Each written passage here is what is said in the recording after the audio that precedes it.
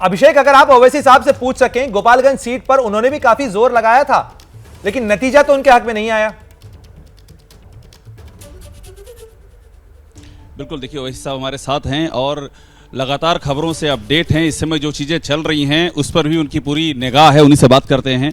आपसे मैं जिस समय बात कर रहा हूं उस समय उपचुनाव के नतीजे आ रहे हैं और मैंने अभी गौर किया कि आपकी भी निगाहें लगी हुई थीं।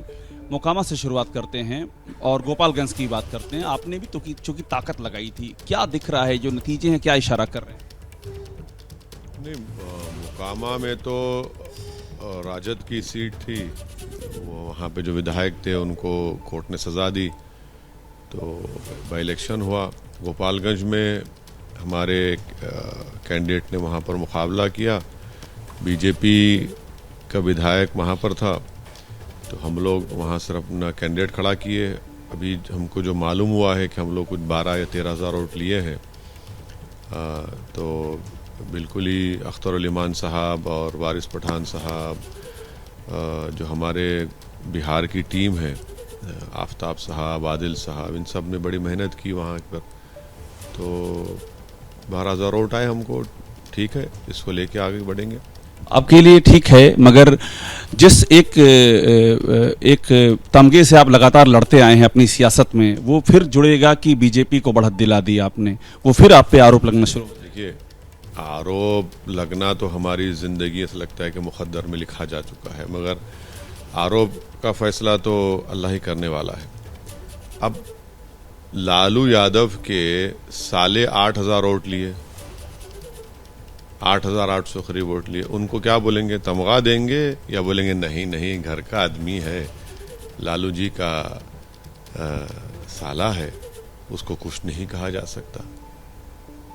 दूसरी पार्टियां भी तो लड़ी, उनको भी तो बोलिए। अच्छा ये बताइए, लोकतंत्र में, जमहूरियत में जनता वोट देती है ना, तो जनता क्या ऐसे ही बातों से मुतासर होती है क्या?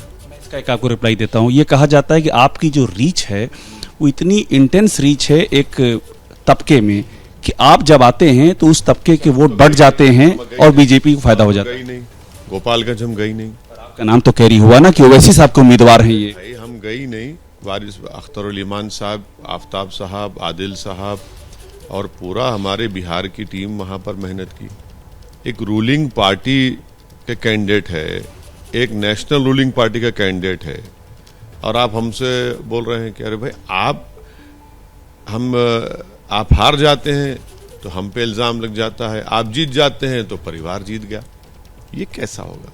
अच्छा, बिहार से हटते हैं, पूरे आपको क्या सबक क्या लगता है, चूंकि आप सिर्फ हैदराबाद से कब के निकल चुके हैं और आप तमाम हिस्सों में लड़ाई लड़ रहे हैं इस समय। यूपी में जो नतीजे आ रहे हैं बीजेपी जीत रही है, हरियाणा बीजेपी जीत रही है, वहाँ पर हम लड़े, यूपी आप नहीं लड़े, हरियाणा में भी नहीं लड़े हम। फिर अब बताइए आप, तो हम यही कह रहे हैं ना कि ये बड़ा कन्वीनियंट इन लोगों का है, माने एक एरोगेंस है उनका और अहंकार है, लेजीनेस है। मैं इसी को आप स्पेंड कर रहा था, मैं कह रहा था, मैं तेलंगाना की बात कर रहा हूँ, वहाँ टीआरएस को कड़ी टक्कर बीजेपी दे रही है। मैं बात कर रहा हूँ उड़ीसा की, वहाँ भी बीजेपी टक्कर दे रही है। ठीक है, लेकिन मेरा सवाल ये कि ये जो आप देख रहे हैं उपचुनाव में जिस तरह से बीजेपी की लीड तमाम जगहों पर दिख रही है, अब असदुद्दीन ओवैसी को क्या रास्ता दिखता है? इसके रुझान को देखते हुए 2024 का रास्ता क्या आपको दिखता है? अगर ऐसे ही रहा तो फिर तो वोट बटेंगे और बीजेपी आगे बढ़ेगी। ये तो 2024 तो बहुत दूर की बात है ना, हुनूस दिल्ली दूरस्त, जो बहुत दूर है अभी 2024, अभी तो हम 22 में हैं। ये तो उन लोगों को सोचना है जो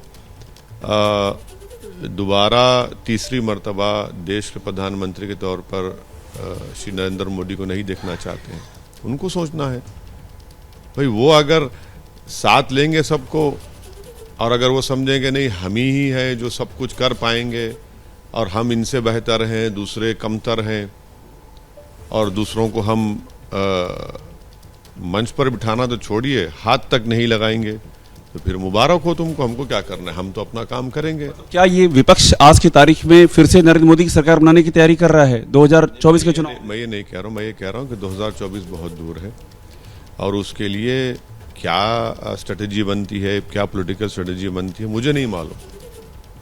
हम तो अछूत हैं, सियासी अछूत तो हम ही हैं। तो अब ये तो बड़े लोगों का काम है, हम छोटे लोग हम क्या सोचेंगे। आप अपनी ओर से पहल नहीं करते हैं, ये अछूत का तिलिस्म तोड़ दें? आप अपनी ओर से बात नहीं कर रहे हैं कांग्रेस से, आम आदमी पार्टी से? देखिए, मेरी गरीबी में शाही है और जितना मुझे दूर करेंगे उतना जनता के दिलों में अल्लाह जो है मेरी इज्जत और मुकाम को पैदा करेगा हमारी पार्टी की। तो ये तो अभी 24 बहुत दूर है, अभी तो 22 को देखना है, अभी गुजरात है, फिर उसके बाद आइंदा साल क्या है आपके कर्नाटका है, फिर 23 में तेलंगाना, मध्य प्रदेश, छत्तीसगढ़, राजस्थान है, फिर 24 आएगा ना। राजस्थान का जिक्र किया, आपका अखबारों में छप रहा है कि असदुद्दीन ओवैसी का ऐसा खौफ है कि 150 करोड़ का वहाँ ऐलान कर दिया गहलोत साहब ने अल्पसंख्यक के इलाकों में विकास योजनाओं का। फायदा तो हुआ ना हमसे, नुकसान कहाँ हो रहा है? जनता को फायदा ही हो रहा है। डरा रहे ना आप कांग्रेस को? डरा नहीं रहे, जनता का फायदा तो हो रहा है ना। देखिए, हमारी पार्टी के आने से, जमील के प्रेसिडेंट बनने से फायदा तो हो रहा है राजस्थान की जनता का, जो अब तक नहीं हुआ था। तो ये जनता अप्रिशिएट करे, भाई ये आदमी अभी आया है, चुनाव नहीं लड़ा है तो हमको मिल रहा है। जब वो चुनाव लड़ेगा, जो फायदा होगा तो और कितना फायदा होगा। तो लड़ेंगे ना राजस्थान आप? बिल्कुल लड़ेंगे, बिल्कुल लड़ेंगे। चुनाव आपने गिनाए हैं, अब जितने 2024 तक होंगे हर जगह आप लड़ेंगे? राजस्थान तो जरूर लड़ेंगे, राजस्थान लड़ेंगे, कर्नाटक लड़ेंगे, बराबर लड़ेंगे। मध्य प्रदेश के बारे में भी हम लोग जोनल सिस्टम पे टीम बना रहे हैं, उसका भी बताएंगे। अभी तो राजस्थान और कर्नाटका तो डेफिनेट लड़ेंगे। बैनुल अक़वामी ख्वाब जिसे कहते हैं, दुनिया का ख्वाब। ना ना बैनुल अक़वामी कहाँ, अरे हम तो ट्विंकल ट्विंकल लिटिल स्टार, कहाँ के, हमारी दौड़ गली तक कहाँ, बड़े लोगों की बात है। गुजरात पे आ जाते हैं, आप गुजरात आए हुए हैं। गुजरात में आम आदमी पार्टी ने सीएम कैंडिडेट घोषित कर दिया है। ये जो आप हमेशा हिस्सेदारी की बात करते हैं, क्या आपके अंदर ये साहस है कि आप यहाँ किसी मुसलमान को चीफ मिनिस्टर कैंडिडेट घोषित कर दें? गुजरात में बात कर रहा हूँ। सुनिए मेरी बात, मेरे जितने आप स्टेटमेंट उठा के देखेंगे, आप एक सीनियर जर्नलिस्ट हैं, आप सीरियस जर्नलिज्म करते हैं। मैं आपकी तारीफ आप मुँह पे नहीं करना चाहता, मैं आप बता रहा हूँ। हम हमेशा से कहते आ रहे हैं, उत्तर प्रदेश में मैंने कहा था कि आप किसी पार्टी को सत्ता में आने से रोक नहीं सकते। आप अपनी लीडरशिप को बनाइए, कमज़ोरों की, मजलूमों की, गरीबों की लीडरशिप को बनाइए, ताकि विधानसभा जब जाएंगे आपकी आवाज़ को उठाएंगे, आपकी नाइंसाफ़ियों का जिक्र करेंगे, आपकी हिस्सेदारी की लड़ाई लड़ेंगे। तो ये मुझे इससे मतलब नहीं है। मेरा मतलब ये है कि मेरी कोशिश, हमारी टीम की कोशिश यही है कि हमारी हिस्सेदारी मिले, हमारी आवाज़ गुजरात की विधानसभा में जाए, ये नाइंसाफ़ी के खिलाफ आवाज़ उठे।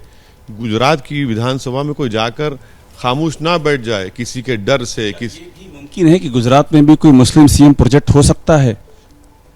अरे भैया, 1984 में आखिरी मर्तबा एक मुस्लिम एमपी जीता था। अब कौन जिम्मेदार है इसका? 27 साल से भाजपा यहाँ पर सत्ता में है, कौन जिम्मेदार है इसका? आप चलकर देखिए, जहाँ पर दलित, आदिवासी और अल्पसंख्यक समाज की आबादियां रहती हैं, वहाँ पर कौन सा यूनिफॉर्म डेवलपमेंट हुआ है? गंदगी के पहाड़ लगे हुए हैं।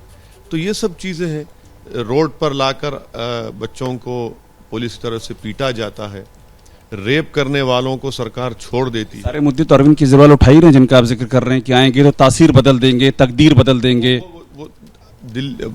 चलिए दिल्ली का सीलमपुर देख लीजिए, जाफराबाद देख लीजिए, वही हाल जो यहाँ पर है वहीं पर है। सीलमपुर, जाफराबाद में गंदगी है, कचरे के अंबार लगे हैं, गंदा पानी। जिन इलाकों का जिक्र कर रहे हैं वो मुस्लिम बहुल इलाके हैं, कोई मैसेज है क्या इसके पीछे, इस जिक्र के?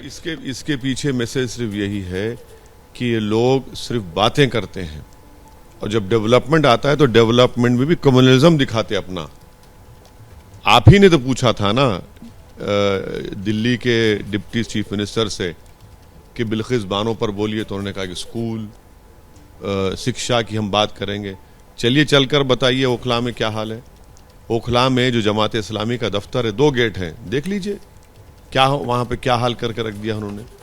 आरोप चूंकि अभी तक बीजेपी पे लगता था डेवलपमेंट में कम्युनिज्म करती है, आपने अब ये आरोप आम आदमी पार्टी पर लगा दिया है। हम आपको उन जगहों का नाम देकर कह रहे हैं, हम बता रहे हैं आपको कि वहां पर क्या क्या हो रहा है। अच्छा, हैरत की बात यह है कि MSDP की स्कीम है गवर्नमेंट ऑफ इंडिया की, उसमें सीलमपुर, जाफराबाद शामिल है, उस इलाके शामिल। अरे जो पैसा आ रहा है वो भी इस्तेमाल नहीं हो रहा है ना। अब कौन जिम्मेदार है इसका? तो केंद्र सरकार और वहां की वो सरकार दोनों जिम्मेदार है। तो एक बात और बता दीजिए कि सब अपने सीएम कैंडिडेट का ऐलान कर रहे हैं, क्या ओवैसी साहब किसी का ऐलान करेंगे? हम अपने विधानसभा की जितनी सीटें लड़ेंगे उसका फैसला हो जाएगा, उसके कैंडिडेट्स का मिलान कर चुके। हमारा मकसद दूसरा है। मकसद क्या है आपका गुजरात में? बीजेपी को हराना? बिल्कुल हराना है, बिल्कुल हराना है। तो अकेले नहीं हरा पाएंगे ना, आप तो सारी सीटों पे लड़ भी नहीं रहे, किसी के साथ तो आना ही पड़ेगा ना। आप अपने आप को अछूत कहते हैं, तो अकेले आप लड़ेंगे तो बीजेपी बन जाएगी ना, किसके साथ आएंगे? 27 साल से नहीं लड़े तो जीत रही है बीजेपी, ये कौन सी बात हो गई? 27 साल से हम नहीं लड़े हैं, अब लड़ रहे हैं, तो कौन जिम्मेदार है? बीजेपी कह रही है इस बार तो रिकॉर्ड बनाएंगे, आधा वोट आप काटेंगे, आधा कांग्रेस, आधा आम आदमी पार्टी काट लेगी, वो टॉप पे जाएंगे। बीजेपी तो 27 साल से जीत रही है ना, तो आप उनको जिम्मेदार करार देंगे? वो लोग अपने मान लेंगे अपनी जिम्मेदारी कि हाँ हमारी नाकामी थी, हमारी बुज़दिली थी, हमारी कमजोरी थी, हमारी इनकैपेसिटी थी कि भाजपा जीत गई। वो भी तो ले ब्लेम प्ले। अरे हम आते हैं तो हम पे ब्लेम डालने की कोशिश करते हैं। अरे हम एक पॉलिटिकल पार्टी है, हम लड़ेंगे इलेक्शन। अब गोधरा में हमारे म्युनिसिपल कॉर्पोरेट हैं, भरूच में है, आपके अहमदाबाद में है, कोशिश कर रहे हैं। जैसे ही घड़ी का काटा दोपहर 2:30 पे आए, बबीता जी का दिल सास बहू साजिश के लिए मचल जाए। और ये है इनकी बहू, पूरे दिन ऑफिस की टेंशन हो जाए गॉन जब ये करें अपना फेवरेट शो फ्री टाइम पे ऑन। इनकी तरह आप भी देखिए अपना फेवरेट शो अपने टाइम पर और डाउनलोड कीजिए एबीपी लाइव ऐप अपने स्मार्ट टीवी पर।